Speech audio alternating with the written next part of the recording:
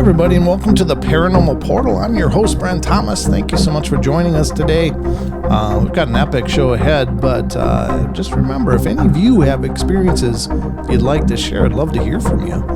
You can either email me at paranormalportalradio@gmail.com or head over to paranormalportal.net and scroll down and find the button that says Interview Me, and that'll allow you to look at a calendar of possible times and dates and find a date that works for you. Love to hear your stories, so definitely get in touch with me.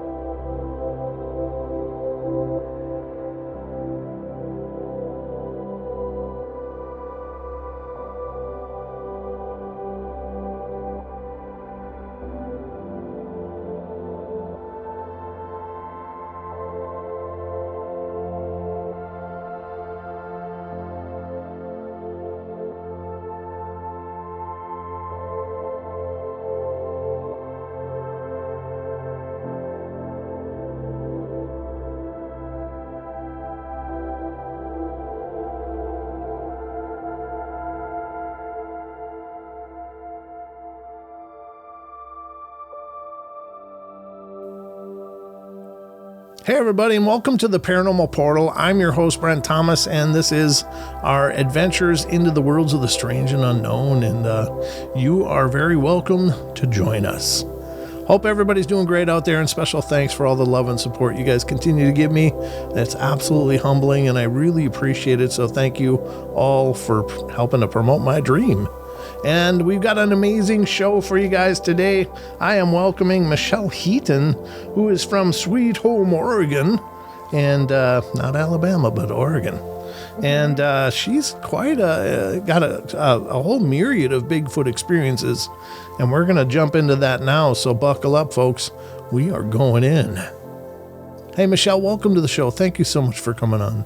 Oh, thank you so much for having me. I'm really honored, really. Oh, it's absolutely my pleasure. I think it's a pretty amazing thing. I've never had a face-to-face kind of experience with Bigfoot. I'm pretty sure I was growled at, when I was 14 up in the hills near my home in Minnesota. And it was a big, powerful sound that just really destroyed me for a while. But I've never seen one, but I've got to ask you, in leading up to this, how did this all start? Where did this begin for you? Yeah, so it started when I was 5 years old. I remember in 1978, there was a big snowstorm in Michigan. It was the biggest one on record. And during that time, I started having dreams about Sasquatch, and it was a reoccurring dream. Mm-hmm. And it lasted from the time I was 5 until I was 19. Wow. And then when I was 19, my aunt took me to a psychic, and we talked about it. And she told me, because it was really scary for me, mm-hmm. It was just disturbing. And so she said, well, why don't you ask them to stop scaring you? And so I had another dream, and in that dream, I beckoned them to me, and I said, please stop scaring me. And every dream I had after that, it had changed. So, and it was still reoccurring, but he was no longer in that form. Like, he was way less intimidating. He kept himself small. He kept himself away from me. He honored my request. Can you walk us through what the initial dream was like versus that, if you don't mind? No, absolutely. So it started, I'm in a house, and the house is really old. I can tell there's no electricity. There's like oil lamps and wooden furniture, and there's a screen door that's made out of wood and has springs on it. So it's pretty old. And there's a big picture window, and I can see outside the picture window, I can see a Sasquatch. And at the time, to me, it looked like a monster. It was like the boogeyman. you know. Yeah. So I can see him. He walks up the steps of the porch and he comes through the door and he has to kind of slouch to get through the door and he stands in front of me. And instantly I was terrified. And so I turn around and I run out the back door of the house, down the steps, and I run into a field of like, it's like barley or hay. It's not corn. It's not real tall. It's about as tall as I am. Okay. So I'm running through the field, and every time I turn around to look behind me, he's just casually walking behind me, but he's close because he's so big, and he's just like, I feel like he's chasing me, but he's not chasing me. You know what I mean? Okay, sure. So I remember I would have that about maybe 3-4 times a week. I would have it a couple times a month. Sometimes I would only have it once a year. It really just depended on what I found out later in my life. It depended on what was going on in my life at the time. That's interesting. Yeah. Did you, your family, as you're growing up, did you guys live in a very rural area, or what was the area like? No, it was farmland. I grew up in southern Michigan, Okay. and it's all farmland. There's woods, but I would not say that they're big enough to have Bigfoots living in them. You know what I mean? Yeah. So it's not something that we ever talked about. It's not, we were always talking about ghosts because I have a lot of sensitive women in my family. And so we're always, it's all about energy and, Sure. spirits and stuff. Yeah. So, so that shaped my whole childhood. That was always there. It was really scary. I talked to my aunt, took me to her friend who is a psychic, and she told me the next time I had a dream, to tell him that he was scaring me and just ask him to stop. So I did. So like within 24, 48 hours, I had another dream, and I did that. He came up to me and he came through the door and stood in front of me. I kind of beckoned him down to me. And I said, please stop scaring me. Please stop. And he did. So that was the end of that dream. And then maybe a week later, I started having the second dream. So the second dream was I would look out the big picture window and I could see him, and he's squatting down behind this big like oak tree that had a huge trunk on it. And he's squatting down behind it and he's peeking out and he's just watching me, but he never moved. So I had that dream. Well, I've had that dream since I was 19 periodically. Something weird though, is I have not had another reoccurring dream like that since I moved into the Sweet Home area and started doing my research. So it's connected. And it goes along with some of my sightings, some of my stories. So. Oh, fantastic. I mean, it's very, very unusual that somehow, some way, for some reason, you had these reoccurring dreams as if something has been calling to you for your whole life, right? That's exactly it. Now that it's come full circle, I feel like it's a calling. It is a calling. That's fascinating. Do you think? Was it your impression then that this was a separate consciousness outside of yourself, or do you think it's, some people are going to ask, is it just some projection of your subconscious? What is your take on it?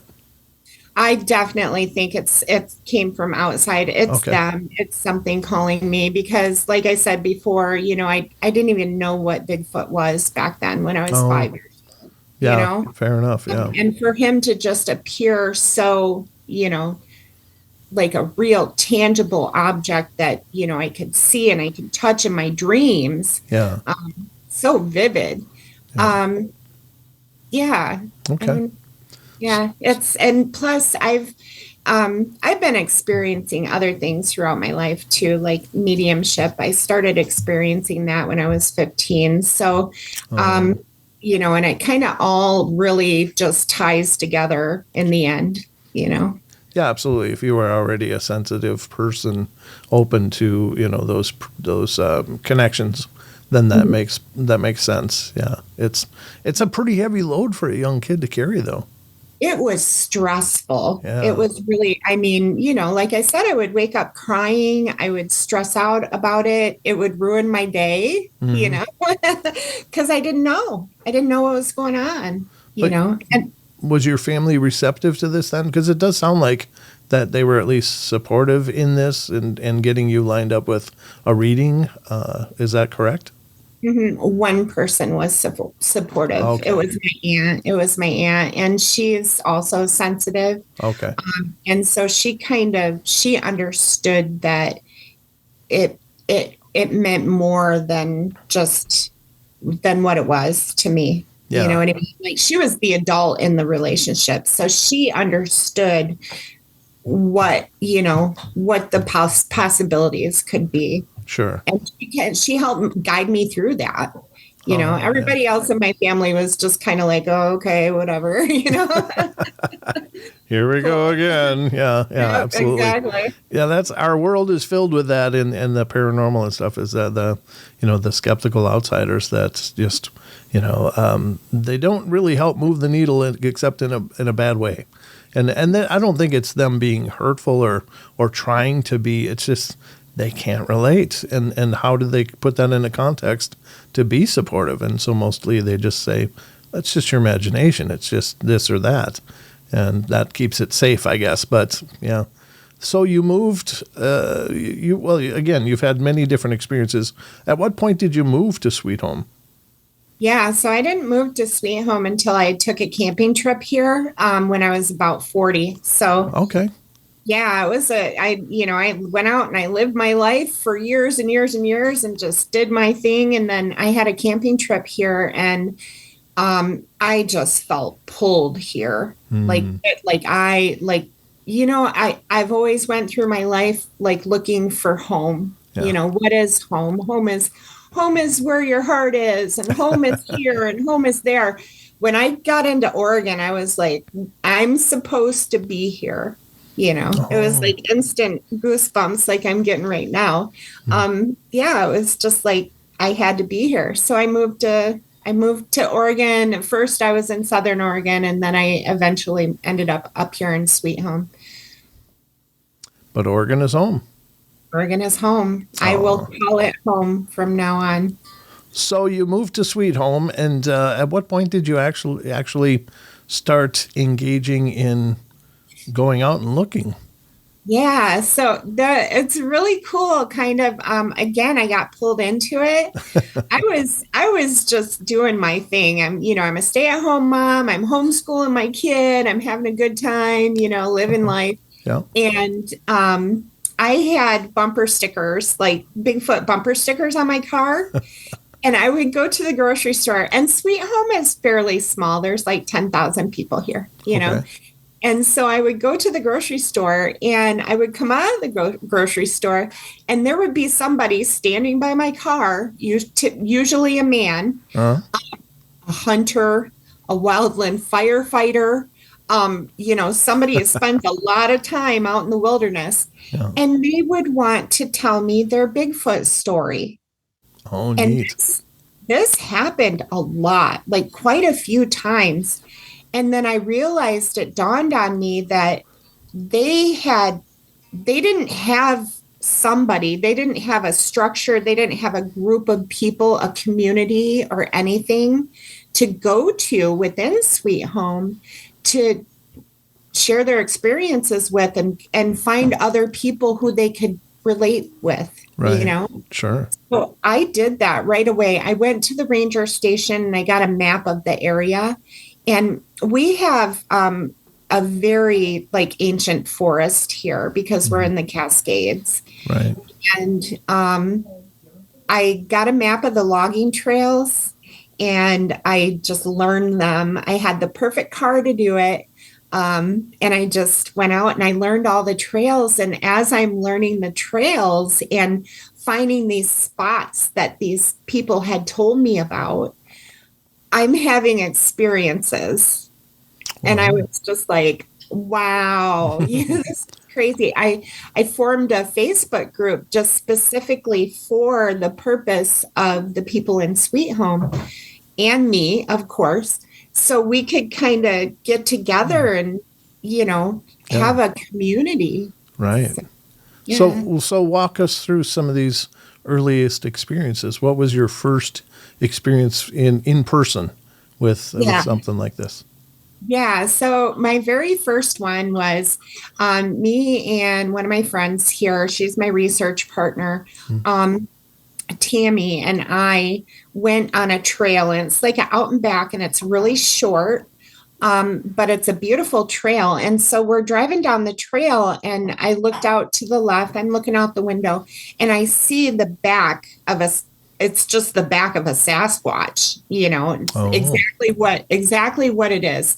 So there's like a conical shaped head, no neck, and just huge broad shoulders. Yeah. And I see it probably about halfway down his back, and then everything below that I couldn't see because it's really tall brush and very bushy and stuff.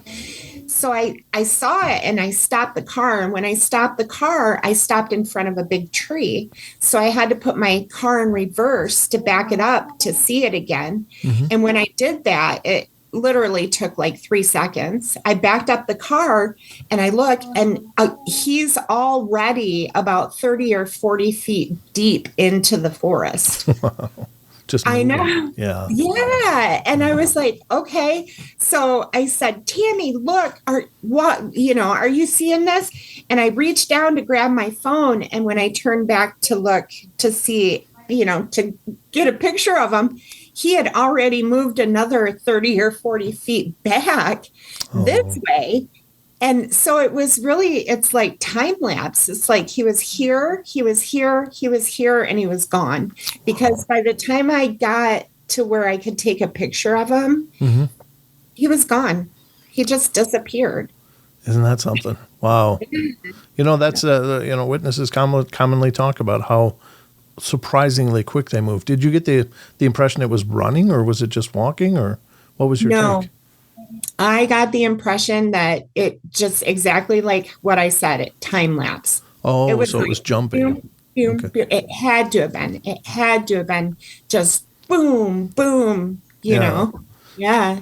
That's incredible. What kind of height would you say? I mean, if you had to estimate, how tall do you think it was? I would say probably between close to 8 feet. Okay. But that's another thing too, is that I could tell he was hunched over. Sure. Yeah. Like I could tell, like if he stood up straight, oh my God.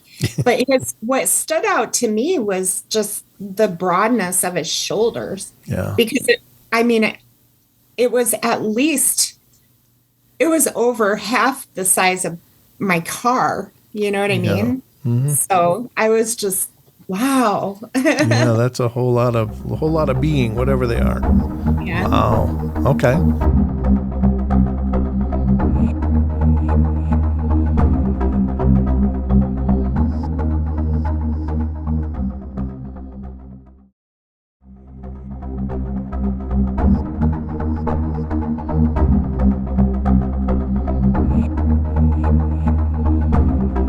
So that's your first experience. What did that do for you, or what did it do to you, or how did it change you? Yeah, so it was really crazy because we talked about it for a second, and I said, well, we'll go down to the end of the trail and we'll come back. And when we came back, the bushes alongside the car were moving, and it wasn't windy or anything like that. And I wasn't going fast. So there was nothing to explain it. I would stop, the bushes would stop. I would go, the bushes would start moving.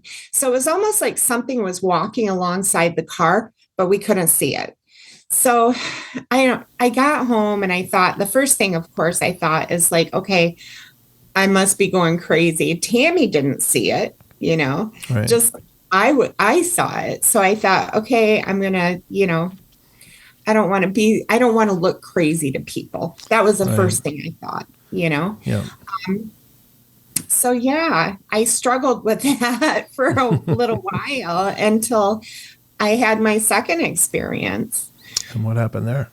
Well, me and Tammy, and then there was another lady who was riding along. We were up the mountain and one of the mountains, and we were coming down and we were having a good time. We were just talking and laughing and stuff, telling jokes. And we came down around a curve and just instantly, right in front of us to the left, about 10 feet, I saw what initially, I don't know what drew my attention to it, if it was like a sparkle or something, but I saw it appear. And when it appeared, it started at the ground and just went up. It's so kind of like a hologram, I guess, or something. So it just appeared. Oh, wow. And then yeah, so I'm looking at it and then I said, "You guys, look, are you seeing this?" And I noticed that it has fingers. I noticed it has fur. Everything about it, except for its face. I didn't get a good look at his face, but all the little details stood out. And then just like that, it was gone. It went down into a ball, like an orb. And then it dissipated. And when it dissipated, it sparkled. It was like somebody threw glitter in the air. So, and the girls, both of them are like, nope, we didn't see that. Oh, they really didn't, or they were just in denial? No, they really didn't. Okay. They didn't see it. Wow. And so but one thing that they noticed and pointed out to me was that when I saw it, I lost my breath. And then I started to hyperventilate. Oh, My physical reaction to that was real to yeah, them. sure. So they're like, we believe you. We believe that you saw what you saw. Yeah. So yeah, so again, I was just like, okay, I'm going crazy. I manifested this.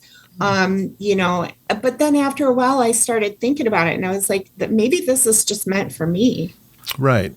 Right. It, And that's where it does get kind of sticky, because obviously this is a physical creature, at least sometimes, because they leave footprints. They've been observed eating, and they've been, break branches, and there's all kinds of physicality attributed to them. But then there's these reports, and it's like, wow, could they be both? And it's hard to process. So before you saw this, did you think that it was more of a spiritual interdimensional being, or did you think it was physical? What was your take on it prior to seeing this? I think that's what really blew my mind is prior to this. So, aside from the dreams, because the dreams are, they're different because they're in my head and, I can see them in my head and stuff.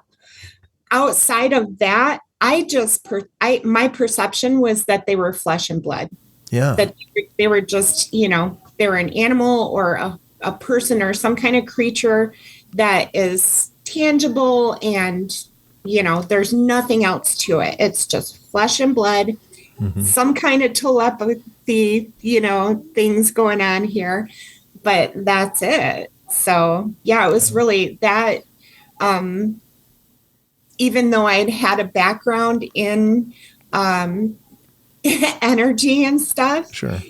it was still shocking to me because it wasn't a ghost, it wasn't a spirit. Like, this is a real thing that has these weird abilities. Right. Yeah. And We that's don't see that. right. Yeah. And that's a great point, because when you're dealing with spiritual stuff, and I do investigating, paranormal investigating for ghosts and spirits and hauntings, you know that what you're dealing with is energetic. At least that's how we're perceiving it. It's just, that's what it is. And that's, you kind of have a criteria in your mind for that. And when you're looking for, something physical, you're thinking it's very physical, it's rigid, it has rules it has to abide by. But then there's this, and it's seemingly both. And that's the hard part to wrap your head around. Wow. Getting like merging them. Yeah, totally. Yeah. So I had my third sighting was flesh and blood. So there's a little bit of metaphysical to it, but Should I tell you about it? I would love to hear it. Yeah, absolutely. Please. This is the one that like put me over the edge. Yeah, I was up at the mountain. We have a camp area where it's outside of the habitat, so we're not being invasive with them. But it's right on the outskirts. So we still have really good communication with the clan or tribe, whatever you want to call it, up in the mountains. So me and my research partner, Eric, and his fiance were up there, and it was late. It was about 10 o'clock at night. And I was getting kind of bored and antsy. And I was like, they're not up here. Nothing's going on. I don't feel the energy. I'm just going to go home and sleep in my own bed because I'm literally 45 minutes away from my research area. You know? Nice. Yeah. Yeah. So, so I got my car and I started driving home, and I remember it very clearly. It was July 26th of last year. Oh, very recent. At 10:30 at night, I come around a curve in the main road towards I lined up right with the driveway of this really popular campsite. It's a paid campsite. Everybody goes there. And I get there, and right in front of me, there's these on each side of the road, there's a set of big round, what looks like to me, reflector, like bicycle reflectors. Sure. Right. Yep. And there's the one on the right-hand side of the road is about 6 feet up the side of a tree. Oh. And then the one on the left-hand side of the road is really close to the ground, like super close to the ground. And I was like, what is this? And I knew because I'd driven this road 1,000 times that this is not normal. This is not always here. Yeah. So I stopped the car and I turned off my headlights, kept my fog lights on, the bottom lights, so that, there was, whatever it was, I didn't want to blind it. Right. And I noticed the one, I would creep a little bit closer, and I noticed the one behind the tree was looking around a lot. Like she would look at me, and then she'd look at the one across the road, and then she'd look behind her. And she kept doing that. So, but the closer I got, the more I realized that they were eyes. Mm-hmm. And so many things went through my head. Like, are they owls? No, they're too big. Does somebody have steampunk goggles on? I really thought that could be, a thing, because that's what they looked like. But the closer I got, I realized they were eyes, and they were glowing. Oh. They had this red light emitting from within them, and it only encompassed their eye socket. It wasn't a flashlight. There was no laser beams, it was just, they were glowing. Mm-hmm. So I kept creeping closer and closer. I'm paying attention to what's going on. And then I look over to the one on the left, and he's looking around at first, but then he locked eyes on me. And once he locked eyes on my face, he did not take them off. The whole time I drove by him, he just watched me the whole way. And I was like, whoa. Yeah, wow.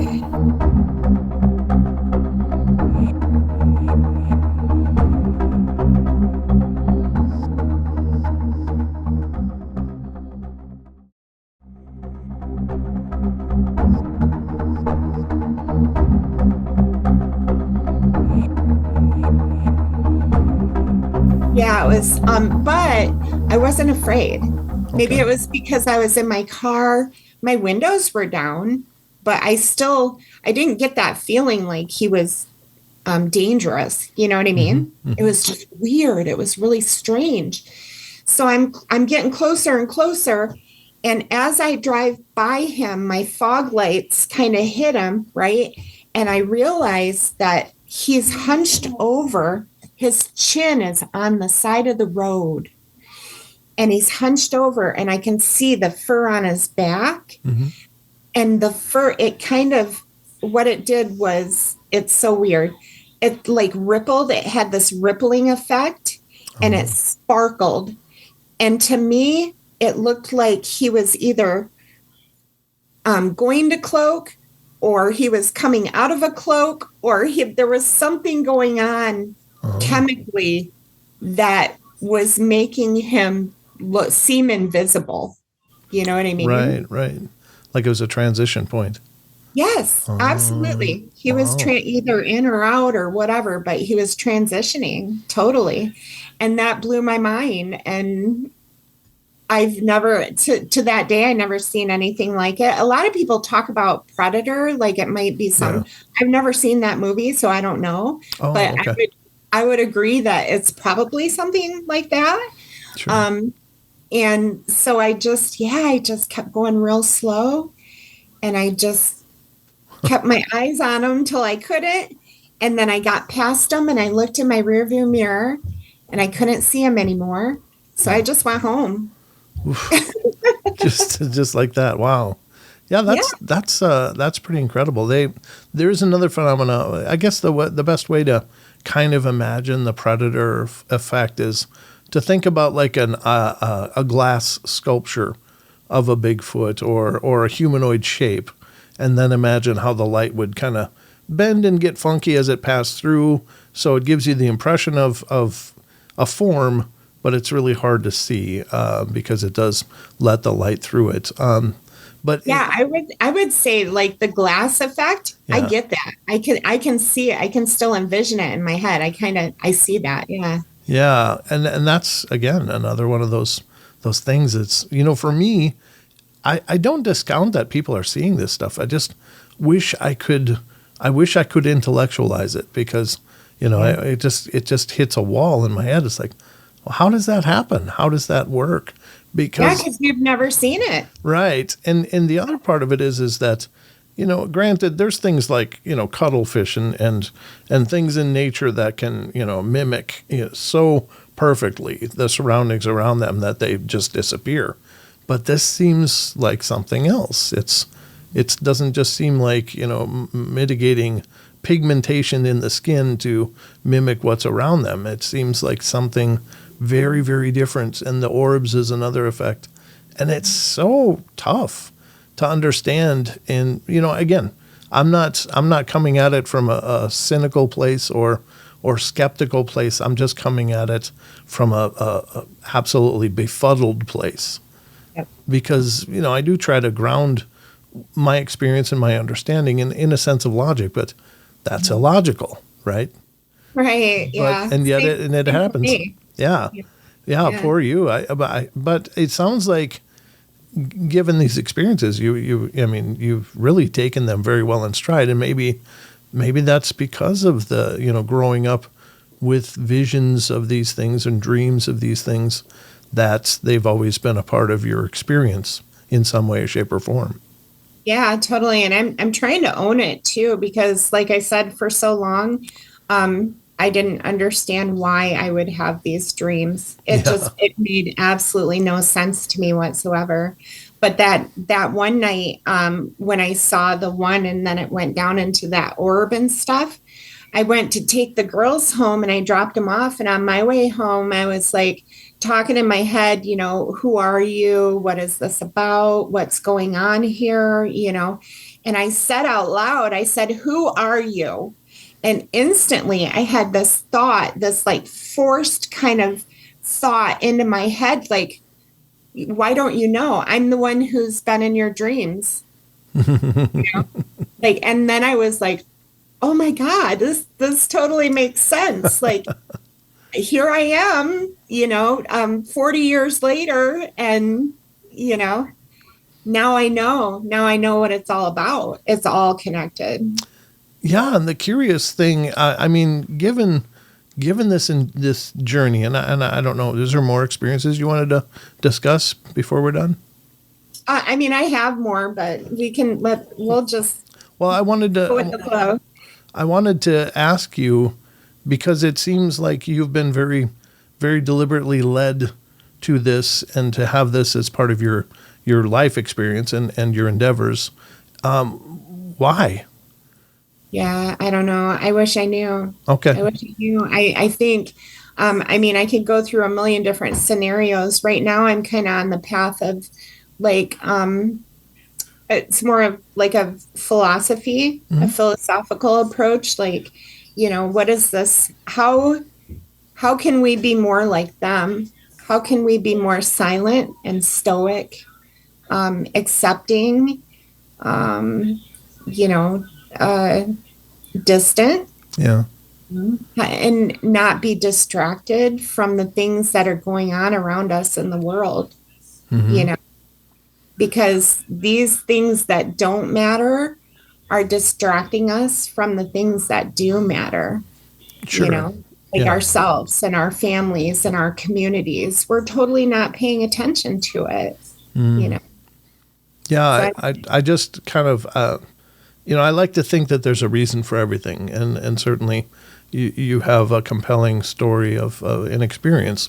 I don't mean to diminish that at all. I think it's profound and amazing. I just wonder why.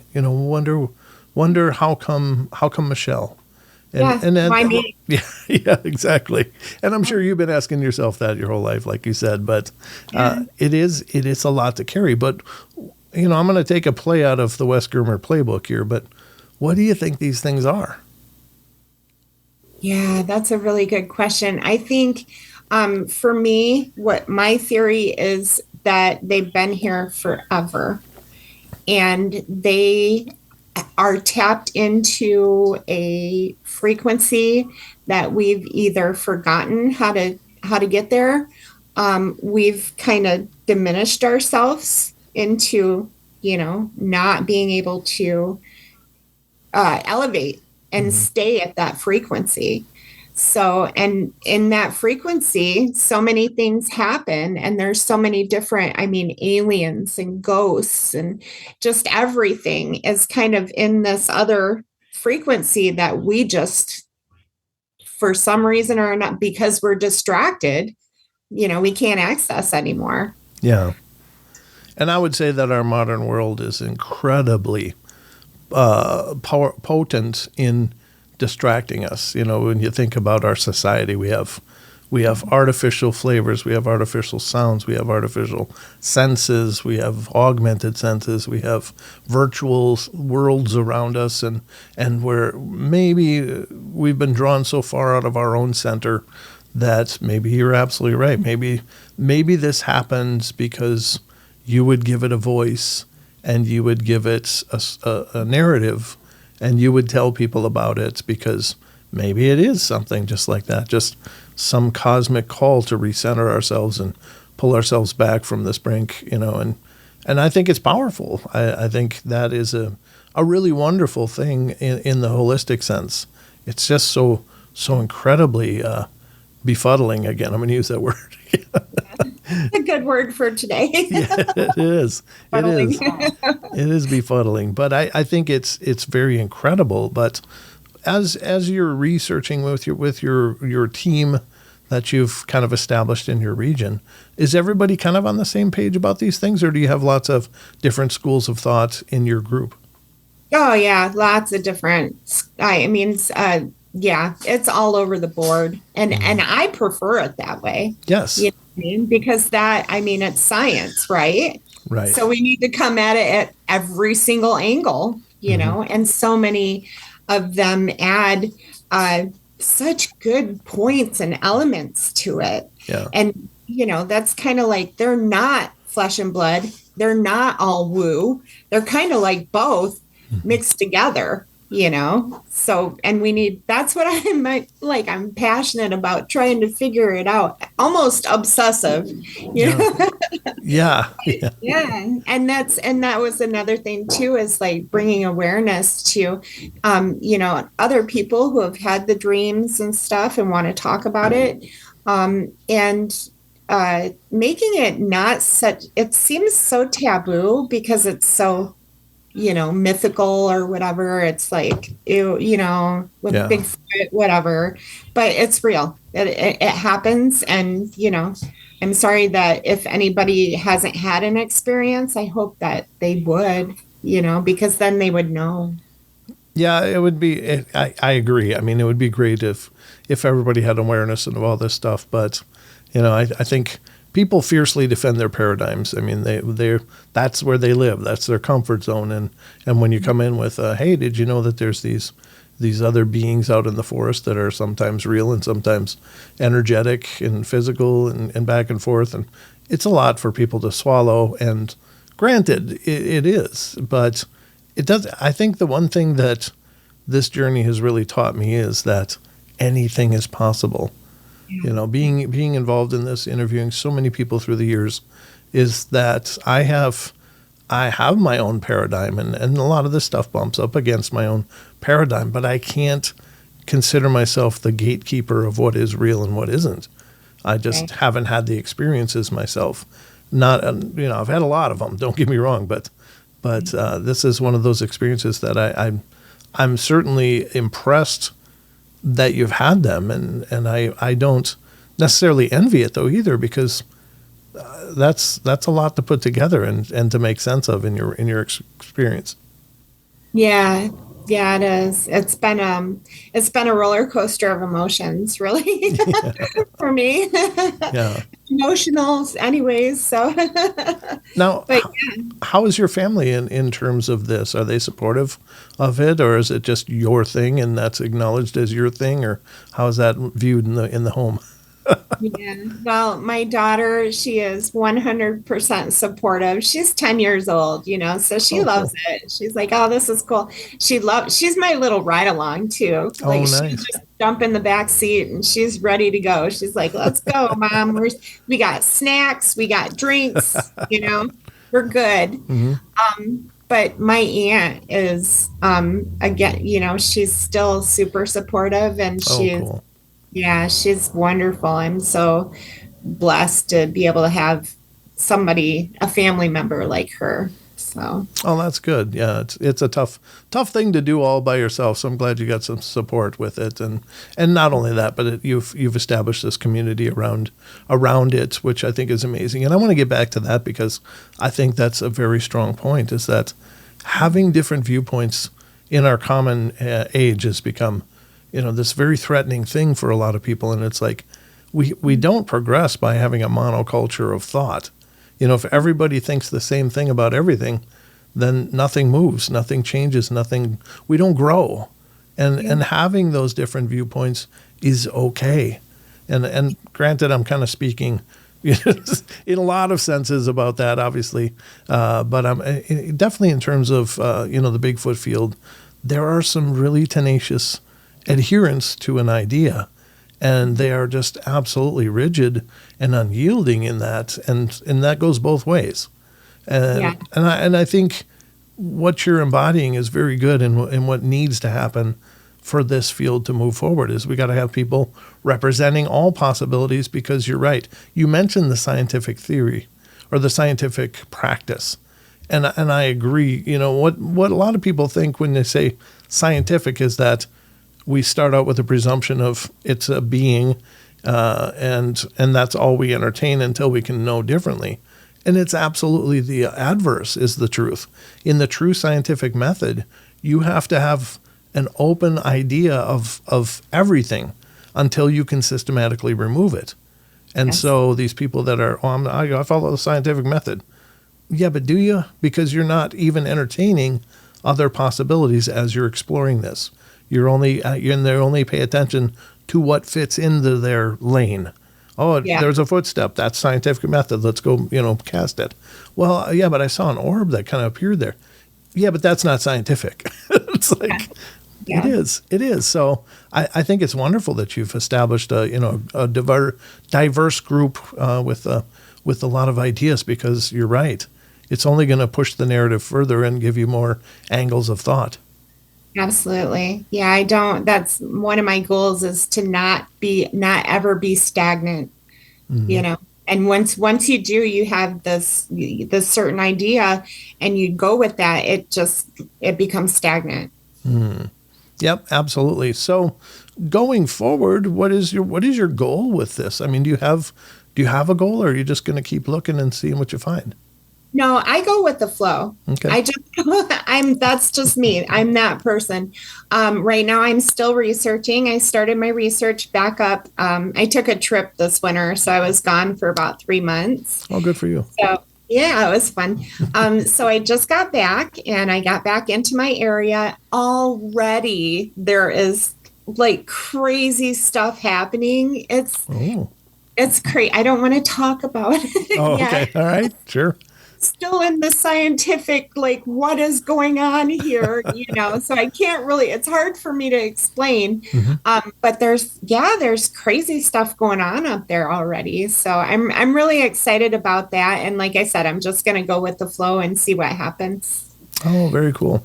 Yeah. Well, I think it's incredibly exciting and wonderful, and I really, really appreciate you coming on the show and talking about all of this, and I hope you'll consider coming back, because I know you've got other experiences as an investigator doing a paranormal investigating. So love to have you come back and discuss that with us. Yeah, absolutely. Thank you. It's been so fun, and I'm so happy that I got to come on. That's really cool. Thank you. Oh, well, no, it's my pleasure. Now, can you take a couple minutes and let people know how to keep in touch with you, with your research group, or where they can find more information? Absolutely. So, of course, on Facebook, I'm Michelle Heaton, and I have my own Facebook profile, and you can follow me there.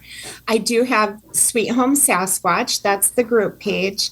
I vet everybody that comes into the group, because we're not there to play around. We don't want trolls there. We don't, so if you come into the group, answer the questions. They're very important. And I will look at your profile. And if you don't have a picture and you got some weird fake name, you're not getting in. And then also, I have town hall meetings, and they're all listed in the group as well. I wrote a book recently, and it's called, thank you. It's called The Dream Guardian. Sasquatch and the Path to Awakening.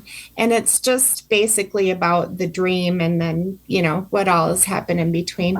So that's something, that's pretty much what I got going on right now. I got a town hall meeting coming up pretty shortly here, March 28th in Sweet Home. So. Oh, wonderful. Well, yeah.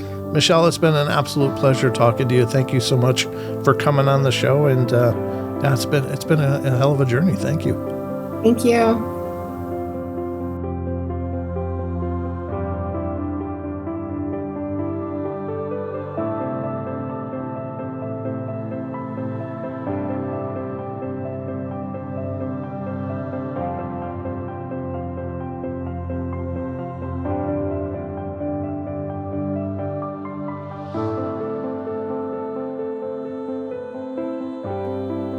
All right, everybody, that's going to wrap it up for us today. So hope you guys enjoyed the show, and thank you again so much for all your love and support. And remember, if you want to follow the Paranormal Portal, probably the easiest way is to head over to paranormalportal.net.